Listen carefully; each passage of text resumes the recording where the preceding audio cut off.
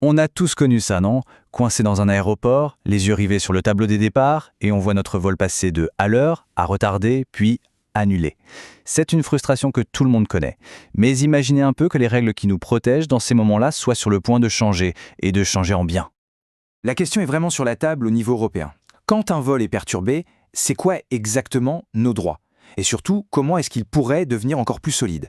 C'est justement ce qu'on va décortiquer ensemble aujourd'hui. Bienvenue sur Rapport en clair, la chaîne qui, vous le savez, plonge dans les documents officiels pour vous les rendre accessibles.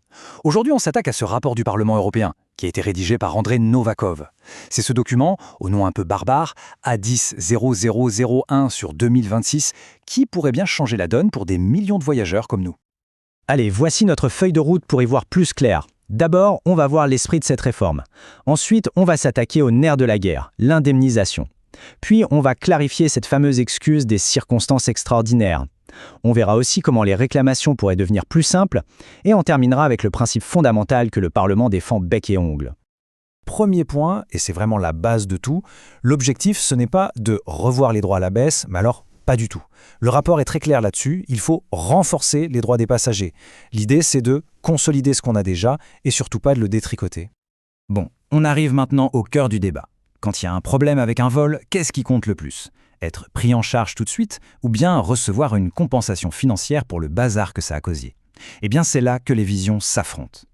Ici, on a vraiment deux écoles. D'un côté, il y a le Conseil qui dit « la priorité absolue, c'est de trouver un autre vol et d'aider les gens sur place. L'indemnisation, ça vient après ». Et de l'autre côté, on a le Parlement européen qui n'est pas du tout d'accord. Pour lui, on ne peut pas opposer les deux. L'assistance et l'indemnisation sont toutes les deux cruciales. Et pour appuyer son argument, le Parlement sort ce chiffre, qui est assez parlant. 75% des passagers veulent que les indemnisations restent au même niveau. Mais le plus savoureux, c'est d'où vient ce sondage. Il a été fait par une association de compagnies aériennes. Difficile de trouver un soutien public plus clair.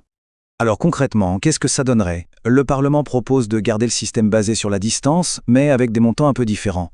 Ça serait 300 € pour les vols courts, jusqu'à 1500 km, 400 € pour les vols moyens et 600 € pour les longs courriers de plus de 3500 km. C'est simple et ça met des chiffres précis sur le débat. Passons maintenant à un sujet qui fâche, un point qui a créé des tonnes de litiges, les fameuses circonstances extraordinaires. Vous savez, c'est un peu l'argument massu des compagnies pour ne pas indemniser. Et justement, le Parlement veut mettre un bon coup de pied dans cette fourmilière et clarifier les choses une bonne fois pour toutes. La nouvelle définition proposée est en fait assez simple. Une circonstance est extraordinaire si, et seulement si, la compagnie n'a aucun contrôle dessus. Pensez à une éruption volcanique ou une grève surprise des contrôleurs aériens. La clé, c'est vraiment l'origine de l'événement. Et la distinction fondamentale, la voici. C'est la différence entre interne et externe. En gros, si le problème vient de l'organisation de la compagnie elle-même, un souci de planning, un problème de maintenance prévisible, eh bien ce n'est pas extraordinaire. Par contre, si ça vient de l'extérieur et que c'est totalement imprévisible, là, ça peut être considéré comme extraordinaire. Cette clarification, elle est capitale pour nous, les passagers.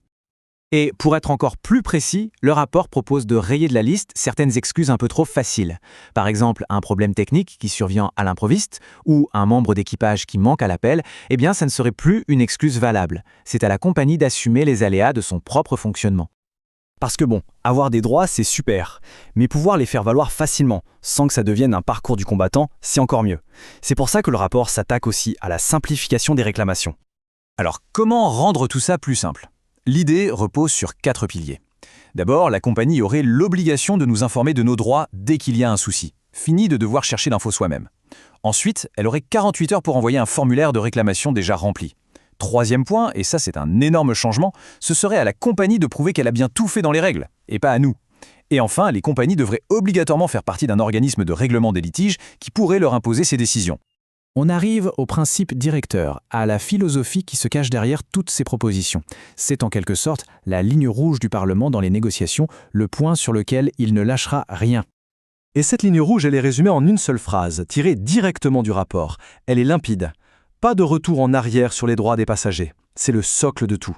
Pour le Parlement, la protection qu'on a acquise au fil des ans, c'est tout simplement non négociable.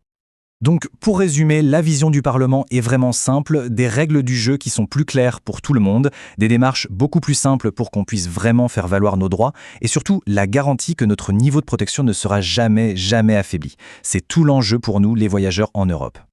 Voilà pour ce décryptage du rapport sur les droits des passagers aériens. Si ce format, qui rend les textes officiels un peu plus digestes, vous plaît, la meilleure façon de nous soutenir, c'est tout simple. Abonnez-vous à Rapport en clair et pensez à activer la petite cloche. Comme ça, vous serez sûr de ne pas manquer nos prochaines analyses. Merci de nous avoir suivis et à très bientôt.